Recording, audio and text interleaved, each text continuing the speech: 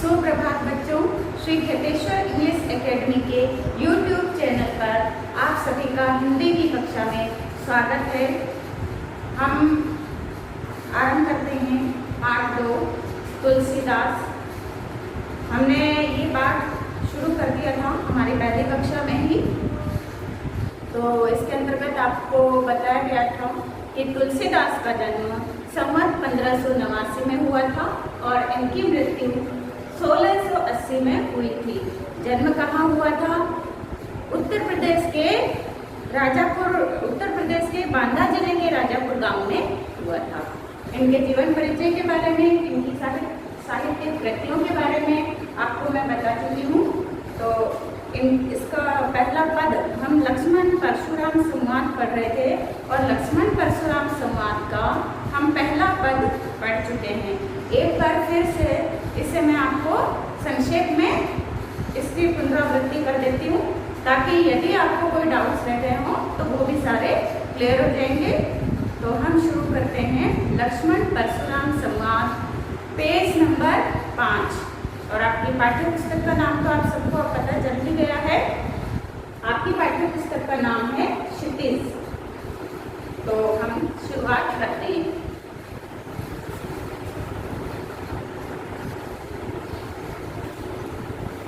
देखिए, लक्ष्मण परशुराम संवाद ये प्रसन्न कब का है ये भी आपको बताया गया था। एक बार फिर से मैं याद दिला देती हूँ कि जब राजा जनक के यहाँ पर सीता स्वयंवर का आयोजन किया गया और वहाँ पर सीता स्वयंवर में बहुत से देशों के राजा उपस्थित हुए। श्री राम भी लक्ष्मण के साथ में वहाँ पर आए थे और विश्वामित्र उन्हें वहाँ पर लेकर के आए थे।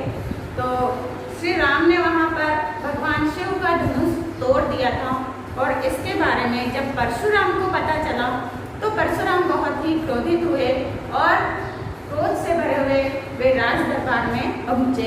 वहाँ आकर उन्होंने अपने भगवान शिव के, अपने गुरु भगवान शिव के धनुष को टूटा हुआ देखा। तब वो बहुत ही क्रोधित हुए। क्या कहा उन्होंने?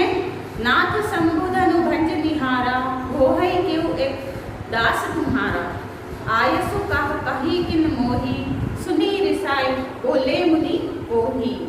तो यहाँ पर विश्वामित्र कहते हैं, विश्वामित्र ने जब अपने नाथ अर्थात अपने गुरु, अपने स्वामी शंभु अर्थात भगवान शिव, धनु अर्थात भगवान शिव के धनुष को जब उन्होंने टूटा हुआ देखा, भंज निहारा, भंजन का अर्थ क्या होता है? टूटना, ठीक है। तो यहाँ पर क्या है? भंज निहारा मतलब टूटे हुए धनुष को उन्होंने देखा। भंज का अर्थ होता है टूटा हुआ। निहारा मैंने दोनों को अलग अलग लिख दिया है ताकि आपको आसानी से समझ में आ सके। तो निहारा का अर्थ है देखा। कि उन्होंने देखा कि उनके प्रभु, उनके गुरु भगवान शिव का धनुष टूटा हुआ है। तो उस टूटे हुए धनुष को देखकर वे बहुत ही क्रोधित हुए और जब उन्होंने पूछा कि ये धनुष किसने तोड़ा है, तब श्री राम बोले कि होहै क्यों एक दास तुम्हारा, कि जरूर जिसने भी इस धनुष को तोड़ा है वह अवश्य ही आपका ही कोई दास होगा। दास अर्थात सेवक। आयसु कही किन मोही, सुनी रिसाई बोले मुनि कोही। तो श्री राम कहते हैं कि अब आपकी, हे मुनि, आपकी जो भी आज्ञा हो वह मुझे आज्ञापूर्वक कहिए।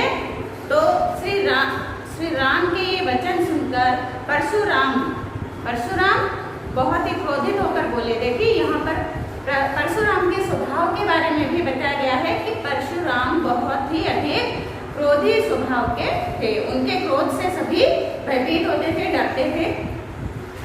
तो उन्होंने क्रोध में भरकर क्रोधपूर्वक बोला, सेवक सो जो करे सेवकाई, कि सेवक तो वही है जो सेवा का कार्य करता है। अरि करनी करी करी लड़ाई, लेकिन जिसने भी यह कार्य किया है उसने शत्रुतापूर्ण कार्य किया है, अतः उसे तो युद्ध ही करना होगा।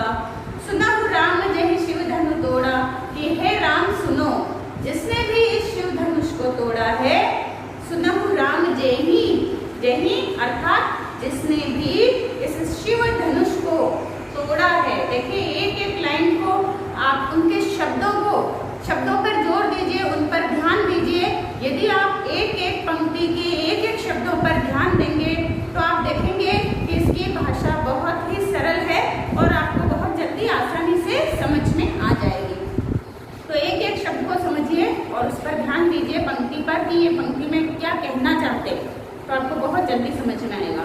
कि सुनहु राम, कि हे राम सुनो, जेहि शिव धनु तोड़ा, जिसने भी इस शिव धनुष को तोड़ा है, सहस्र बाहु सम सो रिपु मोरा, कि वह सहस्र बाहु एक राजा थे और परशुराम ने उनकी भुजाओं को उनके शरीर से अलग कर दिया था। तो सहस्र बाहु सम सो रिपु मोरा, कि वह सहस्र बाहु के समान मेरा रिपु, सो रिपु वह, सो मतलब वह, रिपु अर्थात शत्रु, ठीक है। रिपु अर्थात शत्रु या दुश्मन, शत्रु का अर्थ दुश्मन होता है, ठीक है।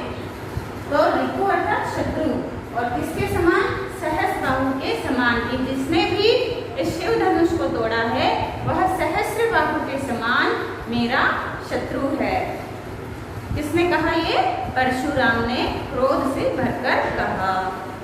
सो बिलगाओ बिहाय समाजा, तो उन्होंने क्या कहा कि जिसने भी शिव धनुष को तोड़ा है वह क्या करे, सो अर्थात वह, बिलगाऊ अलग हो जाए, बिहाय समाजा, कि यहाँ पर जो राजाओं का समाज उपस्थित है अर्थात राजाओं का समूह उपस्थित है उससे अलग हो जाए, अर्थात वह मेरे सामने आकर खड़ा हो जाए। न त मतलब नहीं तो, न त अर्थात नहीं तो, नहीं तो क्या होगा, न तो मारे जाइए, नहीं तो मारे जाएंगे सब राजा, नहीं तो सब राजा मारे जाएंगे, कि जिसने भी शिव धनुष को तोड़ा है वह तुरंत राजा समाज से अलग खड़ा हो जाए, नहीं तो सब राजा मारे जाएंगे। सुनि मुनि वचन लखन मुस्काने, बोले परसु धरई अवमाने। इस प्रकार से जब सुनी मुनि अर्थात मुनि के वचन, ठीक है, सुनी मुनि वचन, कि मुनि के वचन सुनकर लखन अर्थात लखन शब्द लक्ष्मण के लिए आया है, कि मुनि के वचन सुनकर, कौन से मुनि? मुनि परशुराम के वचन सुनकर लक्ष्मण मुस्कुराने लगे। बोले परसु धरई अवमाने, और जो परशुराम ने अपने कंधे पर जो फरसा धारण कर रखा था, फरसा परशुराम का अस्त्र है, तो उन्होंने जो अपने कंधे पर फरसा धारण कर रखा था, बड़ी ही अवमानना पूर्वक, अनादर पूर्वक वे उस फरसे की ओर देखते हुए बोले। अब कौन बोले? लक्ष्मण बोले, ठीक है। तो लक्ष्मण ने क्या कहा? बहु धनु ही तोरी लरिकाई, बहु धनु ही, बहु अर्थात बहुत सी, धनु ही अर्थात छोटी धनुषें, बहुत सी छोटी धनुष तोड़ी है, लड़काई अर्थात बचपन में, कि हमने बालपन में या बचपन में बहुत सी ऐसी छोटी धनुष यूं ही तोड़ दी हैं। कबहु न असी रिस करी कीनी गोसाई, कि तब तो कभी भी, हे गोसाई अर्थात हे स्वामी, तब तो आपने कभी भी ऐसा क्रोध, रिस अर्थात क्रोध, रिस का अर्थ होता है क्रोध,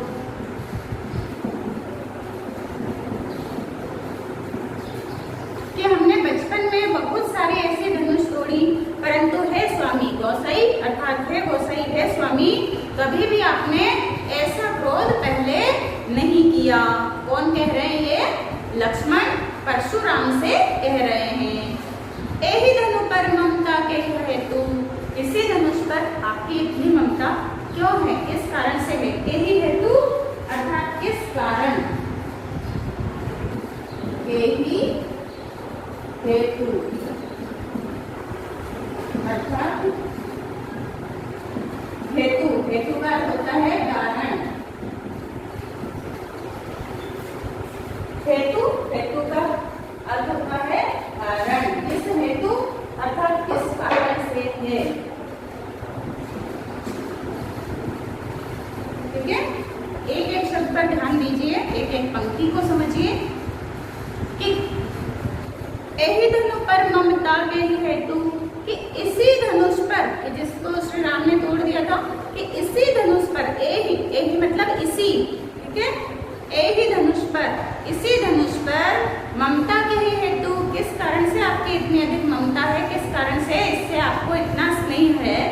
सुने रिसाई कह भृगुकुल केतु, और तब लक्ष्मण ने जब अवमानना पूर्वक ऐसे वचन कहे, तब रिसाई, सुनी रिसाई कह भृगुकुल केतु, तब क्रोध में भरकर भृगुकुल केतु अर्थात परशुराम बोले। रे नृप बालक, नृप बालक का अर्थ क्या होता है? नृप बालक का अर्थ होता है राजकुमार। नृप बालक,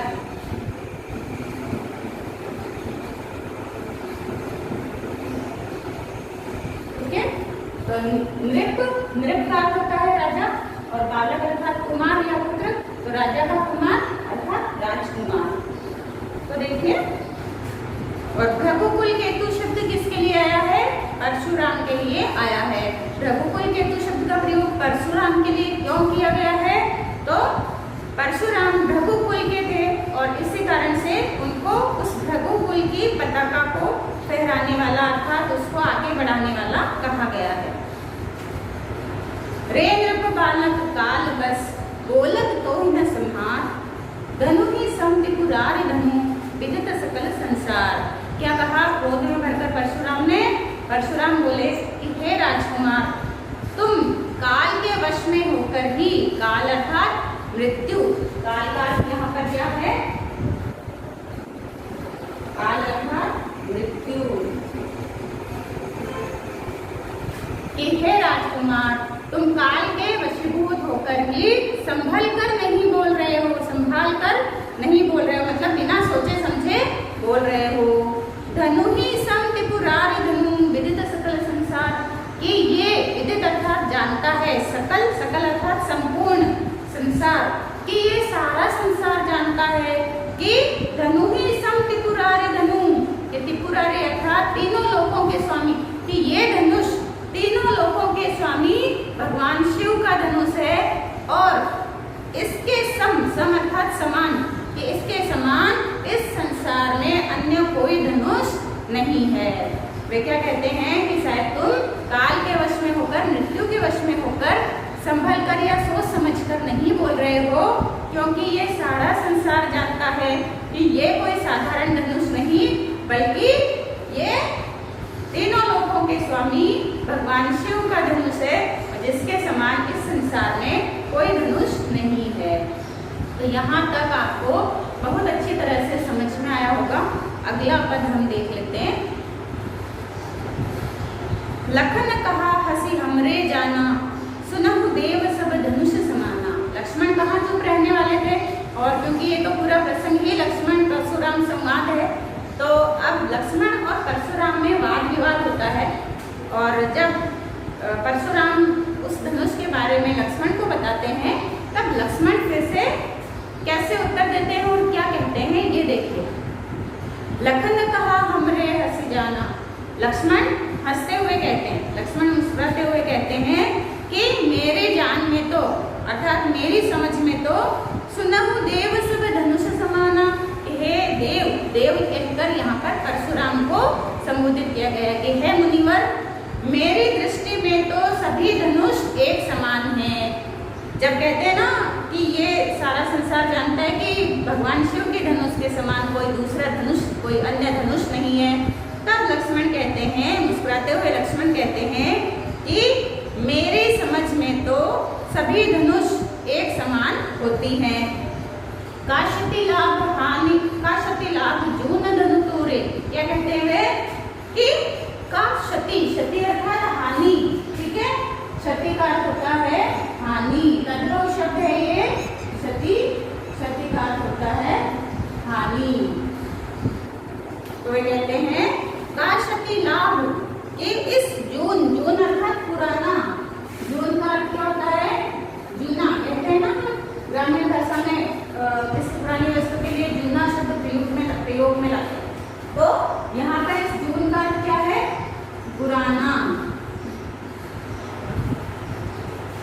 लक्ष्मण कहते हैं कि इस पुराने से धनुष के टूट जाने से किसी को क्या क्षति होगी, अर्थात क्या हानि होगी और क्या लाभ होगा। का क्षति लाभ जून धनु तोरे, इस पुराने धनु अर्थात धनुष को के टूट जाने से, तोरे मतलब टूट जाने से किसी को क्या क्षति और क्या लाभ होगा, अर्थात किसी को क्या हानि और क्या लाभ होगा। ये क्षति यहाँ पर तत्पुरुष शब्द है और इसका तत्सम रूप क्या होता है? इसका तत्सम रूप ये होता है क्षति। लिखते हैं ना हम, क्षति अर्थात नुकसान, हानि। देखा राम नयन के बोरे, क्या कहते हैं वे? का क्षति लाभ जून धनु तोरे, देखा राम नयन के बोरे। उन्होंने राम के आंखों में देखते हुए, राम के तरफ देखते हुए वे क्या बोले लक्ष्मण कि इस पुराने से धनुष को के टूट जाने से किसी को क्या तो हानि हो सकती है और क्या ही लाभ हो सकता है। छुअत टूट रघुपति हूँ न दोषु, मुनि बिनु काज करे कत रोसु। क्या बोले वे कि ये तो इतना पुराना धनुष था। यहाँ पर देखिए लक्ष्मण व्यंग्य कर रहे हैं और व्यंग्य करते हुए वे क्या कहते हैं कि छुअत टूट रघुपति ही न दोषु, कि ये तो छूते ही टूट गया, पुराना धनुष था और ये छूते ही टूट गया। इसमें रघुपति का अर्थात भ्राता राम का कोई दोष नहीं है। दोषु का अर्थ क्या है? दोष। ठीक है, इसमें श्री राम का कोई दोष नहीं है। ये तो पुराना धनुष था जो छूते ही टूट गया।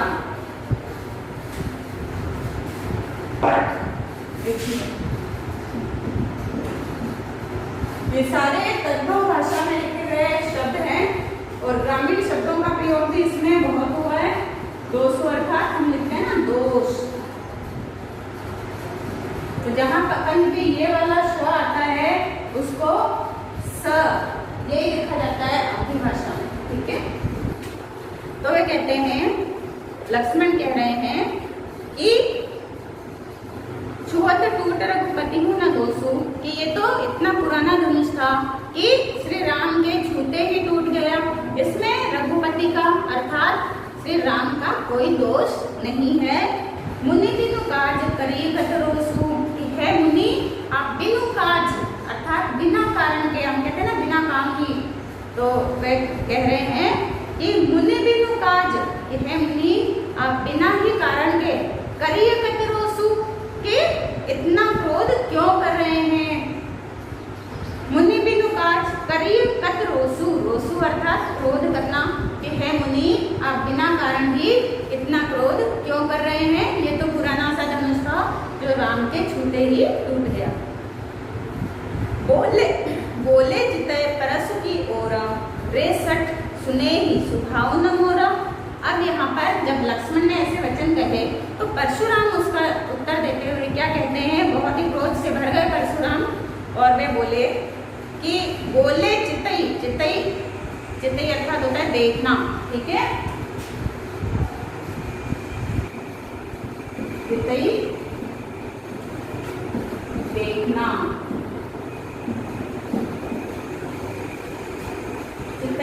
चितई का अर्थ है देखना। बोले चितई परसु की ओरा, परसु क्या है? परसु अर्थात फरसा, फरसा जिसे परशुराम धारण करते हैं वो अस्त्र है फरसा। परसु क्या है? फरसा, फरसा होता है ना, ये देखिए इस आकार में।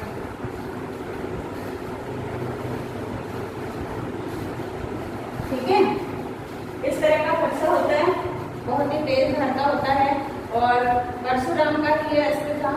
इससे इन्होंने न जाने कितने ही राजाओं का वध कर दिया था, युद्ध में कितने राजाओं को इन्होंने हरा दिया था।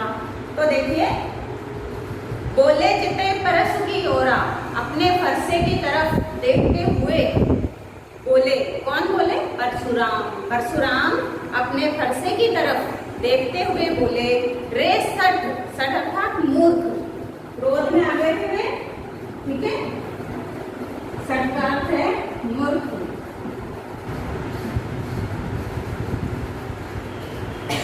क्रोध में आकर उन्होंने क्या कहा कि रे सठ सुने ही स्वभाव न मोरा, कि हे सठ, हे मूर्ख, तुमने मेरा स्वभाव, तुमने मेरे स्वभाव के बारे में अभी तक नहीं सुना है।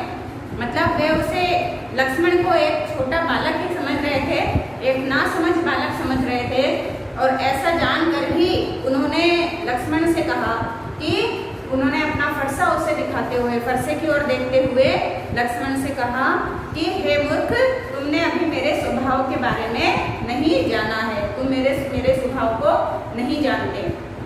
अब परशुराम स्वयं ही लक्ष्मण को अपने स्वभाव के बारे में बताते हुए कहते हैं, क्या कहते हैं? बालक बोल बधऊ नहीं दोही, केवल मुनि जड़ जान ही मोही। क्या बोले वे? परशुराम लक्ष्मण से बोले कि बालक बोल बधऊ नहीं दोही, कि मैं तुम्हें बालक जानकर ही, छोटा बालक जानकर ही अभी तक मैंने तुम्हारा बधऊ, बधऊ अर्थात वध, वध अर्थात मारना, कि मैंने अभी तक तुम्हें बालक जानकर ही तुम्हारा वध नहीं किया है। केवल मुनि जड़ जान ना मोही, क्या बोले कि तुम केवल मुझे जड़ मुनि अर्थात कोई साधारण मुनि समझने की भूल मत करना, कि तुम मुझे केवल मुनि समझने की भूल मत करना। एक तो साधारण ब्राह्मण देवता होते हैं, ऋषि मुनि होते हैं, बहुत शांत स्वभाव के होते हैं, बनो मैं सन्यासी के रूप में तपस्या करते हैं, और सहनशीलता होती है उनमें, तो ये सब ऋषि मुनियों के गुण होते हैं। परंतु यहाँ पर परशुराम स्वयं रघुकुल से थे, और क्योंकि वे ब्राह्मण थे, रघुकुल के ब्राह्मण थे, और फिर भी क्षत्रियों के समान उनका स्वभाव था, बहुत ही उग्र, बहुत ही क्रोधित स्वभाव के थे, और अस्त्र शस्त्र धारण किए रहते थे, युद्ध में भी वो भाग लेते थे। इस प्रकार से वे क्या कहते हैं कि अभी मैंने तुम्हें छोटा बालक जानकर ही अभी तुम्हारा वध नहीं किया है, तुम मुझे सामान्य ऋषि मुनि समझने की भूल मत करना। तो वे क्या कहते हैं? बाल ब्रह्मचारी अति कोही, विश्व विदित क्षत्रिय कुल द्रोही। अब परशुराम अपने बारे में बताते हुए कहते हैं कि मैं क्या हूँ? बाल ब्रह्मचारी। परशुराम के ये विशेषताएं हैं यहाँ पर, ठीक है, तो इनके प्रश्न भी आते हैं, इसलिए आप थोड़ा ध्यान रखिएगा कि मैं बाल ब्रह्मचारी अर्थात उन्होंने विवाह नहीं किया, सदैव ब्रह्मचारी रहे, तो बाल ब्रह्मचारी की मैं बाल ब्रह्मचारी हूँ, और अति कोही, कोही अर्थात बहुत ही क्रोधी स्वभाव का हूँ। कोही, कोही का अर्थ होता है क्रोधी स्वभाव वाला।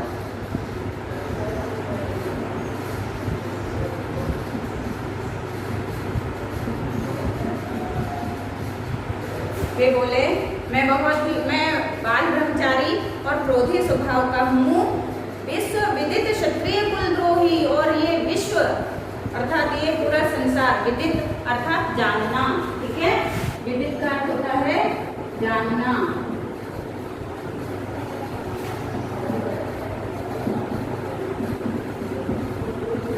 विदित अर्थात जानना, कि यह सारा संसार जानता है, यह सारा संसार जानता है कि मैं क्षत्रिय कुल का द्रोही अर्थात विरोधी हूँ, क्षत्रिय कुल का शत्रु हूँ। अब भुजबल भूमि भूप विनुकीनी, विपुल बार महिदेव निदीनी। तो वे क्या कहते हैं कि मैंने अपनी भुजाओं के बल पर इस भूमि को, इस धरती को भूप विनुकीनी, भूप अर्थात राजा, ठीक है, भूप का अर्थ होता है राजा।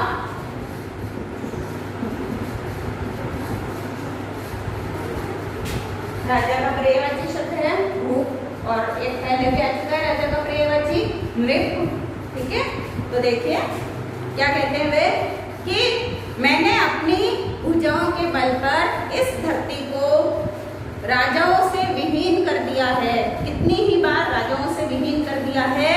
विपुल बार। और उन राजाओं से उनकी भूमि को छीन कर विपुल बार मतलब बहुत बार, कई बार महिदेवनी देनी। महिदेव इसके लिए कहा गया। मही अर्थात होता है धरती और देव अर्थात देवता। तो धरती के देवता कौन है? ब्राह्मण। ठीक है, तो महिदेव अर्थात ब्राह्मणों को दान में दे दी है कि मैंने इस अपनी भुजाओं के बल पर, अपने साहस, अपनी ताकत के बल पर मैंने युद्ध करके बहुत से राजाओं को उनकी भूमि से, उनकी धरती से, उनके राज्य से वंचित कर दिया है और उनसे उनकी भूमि को छीनकर अनेक ब्राह्मणों को दान में दे दिया है। मतलब वो अपने बल का, अपने शौर्य का यहाँ पर बखान कर रहे हैं, वर्णन कर रहे हैं। सहस बाहु भुज छेद निहारा, परस बिलोक महीप कुमारा। और सहस बाहु, और क्या क्या किया है? और सहस बाहु भुज छेद निहारा, कि मैंने सहस्र बाहु की भुजाओं को भी छेद निहारा, मतलब सहस्र बाहु की भुजाओं को भी इसी फरसे से काट दिया था। अब वे बता रहे हैं परस बिलोक महीप कुमारा, कहते हैं कि है महीप कुमार। महीप का अर्थ होता है राजा और कुमार अर्थात पुत्र।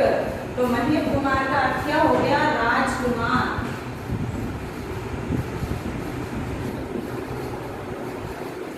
महीप कुमार का अर्थ क्या है? राजकुमार। देखिए यहाँ पर राजा के कितने सारे पर्यायवाची आए हैं, ये भी आपको साथ में ध्यान में रखने हैं। भू अर्थात राजा, महीप अर्थात राजा और नृप अर्थात राजा। तो यहाँ पर भी महीप कुमार का अर्थ क्या है? राजकुमार। सामासिक पद है ये, ठीक है, तो इसका अर्थ हो गया राजकुमार। तो वे क्या कहते हैं कि हे राजकुमार, तुम मेरे फरसे की तरफ विलोक, विलोक मतलब देखना, विलोक देखो।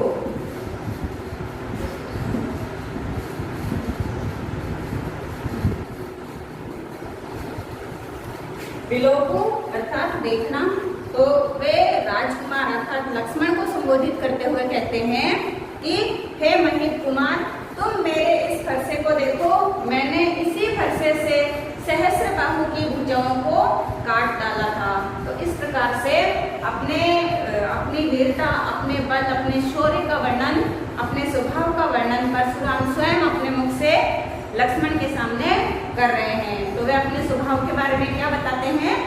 वे लक्ष्मण से कहते हैं कि तुम मुझे साधारण मुनि समझने की भूल ना करो, मैं बाल ब्रह्मचारी और अति क्रोधी स्वभाव वाला हूँ और ये सारा संसार जानता है कि मैं क्षत्रियों के कुल का द्रोही हूँ, नाश करने वाला हूँ। ठीक है, द्रोही हूँ अर्थात नाश करने वाला हूँ। ऐसा कहा जाता है कि परशुराम ने इस धरती को 17 बार क्षत्रिय राजाओं से विहीन कर दिया था, अर्थात उन राजाओं का वध कर दिया था और इस भूमि को छीन लिया था और ब्राह्मणों को दान में दे दिया था। तो अपनी उसी वीरता का यहाँ पर वे वर्णन करते हुए कहते हैं कि भुजबल भूप बिनु को कीन्ही। क्या कहते हैं कि मैंने अपने भुजाओं के बल पर, भुजबल अर्थात भुजाओं के बल पर ही अनेक बार इस भूमि को राजाओं से हीन कर दिया और उनकी भूमि को ब्राह्मणों को दान में दे दिया। सहस बाहु भुज छेद निहारा की है राजकुमार, तुम मेरे इस फरसे की ओर देखो, यह मेरा फरसा बहुत ही भयंकर है और मैंने इस फरसे से सहस्र बाहु की भुजाओं को भी छेद निहारा अर्थात उनको भी काट दिया। छेदना मतलब काटना। अब देखिए दोहा, मातु पितहि जनि सोच बस, करसि महीस किशोर, गर्भन के अर्भक दलन, परस मोर अति घोर। अब क्या कहते हैं कि माता पितहि जनि सोच बस, करसि महीस किशोर। क्या कहते हैं? हे महीस किशोर अर्थात हे राजकुमार, ऐसा लगता है कि तुम अपनी ही करनी के द्वारा अर्थात अपने कर्मों के द्वारा तुम स्वयं ही अपने माता पिता को सोच बस अर्थात चिंता में डाल दोगे। क्या कह रहे हैं परशुराम कि तुम जिस प्रकार से मेरे साथ वाद विवाद कर रहे हो, मुझे क्रोध दिला रहे हो, ऐसा लगता है कि हे राजकुमार, तुम स्वयं ही अपने कर्मों द्वारा अपने माता पिता को चिंता में डाल रहे हो। गर्भन के अर्भक दलन परसु मोर अति घोर। क्या कहते हैं? गर्भन के अर्भक दलन, वे अपने फरसे के बारे में कहते हैं, फरसे के बारे में फरसा दिखाते हुए कहते हैं कि हे राजकुमार, तुम देखो कि मेरा ये फरसा इतना घोर अर्थात इतना भयंकर है कि इसके प्रहार मतलब कि इसके केवल हवा में प्रहार मात्र से ही गर्भन के अर्भक दलन के जो गर्भ में बालक होते हैं, गर्भ में पल रहे बालक की भी मृत्यु हो जाती है। अतिशयोक्ति अलंकार है, यहाँ पर बढ़ा चढ़ाकर यहाँ पर उक्ति कही गई है, इसलिए अतिशयोक्ति अलंकार है। ये बात भी आप ध्यान रखिए। तो वे कहते हैं परसु मोर, कि मेरा ये परसु अर्थात फरसा, मोर अर्थात मेरा, अति घोर इतना भयंकर है, मेरा ये फरसा इतना भयंकर है कि गर्भ में, स्त्रियों के गर्भ में पल रहे बालक भी मर जाते हैं। तो इस प्रकार से मतलब दलन अर्थात नाश हो जाना, कि उनका भी नाश हो जाता है। तो इस प्रकार से परशुराम स्वयं की और अपने फरसे की यहाँ पर प्रशंसा कर रहे हैं। और इसके बाद में लक्ष्मण उनको इसका क्या उत्तर देते हैं, ये हम कल पढ़ेंगे। आज हम यहीं तक रखते हैं, और जितना मैं पढ़ा रही हूँ आप एक एक पंक्ति पर, एक एक शब्दों के अर्थ पर, उस पंक्ति के भाव पर ध्यान दीजिए। 10th बोर्ड है और आपको बहुत ही ध्यान से ये सब कुछ पढ़ना है, ये सब कुछ समझना है। तो किसी भी प्रकार की लापरवाही इसमें मत कीजिए। और बहुत ही आसानी से आपको बहुत ही सरल भाषा में आपको समझाया जा रहा है। तो मैं आशा करती हूँ कि आपको समझ में भी आ रहा है। बस आप घर पर इसको रिवाइज करते रहिए। तो आज आपको क्या करना है कि कल मैंने आपको शब्दार्थ दे दिए थे, कवि परिचय दे दिया था करने के लिए, और अब आज आपको इसके वस्तुनिष्ठ प्रश्न देखिए।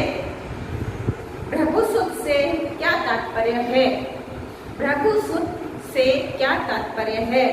तो इसका तात्पर्य क्या है? ऑप्शन क परशुराम, ख विश्वामित्र, ग लक्ष्मण, घ राम। तो भृगुसुत अर्थात भृगुसुत का अर्थ हो गया परशुराम। फिर देखिए रघुकुल भानु की संज्ञा यहाँ किसे दी गई है? रघुकुल, तो जो रघुकुल का भानु अर्थात सूर्य है, रघुकुल का सूर्य किसे कहा है? श्री राम को कहा है। तो पहला ही ऑप्शन हमारा सही हो जाएगा, श्री राम। फिर देखिए अति लघुत्रात्मक में शिव धनुष भंग होने पर कौन कुपित हुए? तो शिव धनुष भंग होने पर परशुराम कुपित हुए। और आपको फिलहाल क्या करने हैं? वस्तुनिष्ठ प्रश्न करने हैं। अन्य जो प्रश्न हैं उनके उत्तर जब हम आगे पढ़ेंगे तो उसके अंतर्गत आएंगे, तो तब हम ये पूरे करेंगे। तो अभी आपको वस्तुनिष्ठ प्रश्न पूर्ण करने हैं और जितना पढ़ाया गया है उसे पूरा करना है। आज की कक्षा का समापन यही होता है। अगली कक्षा में हम फिर मिलेंगे, आगे पढ़ेंगे। तो आपका दिन शुभ हो। धन्यवाद।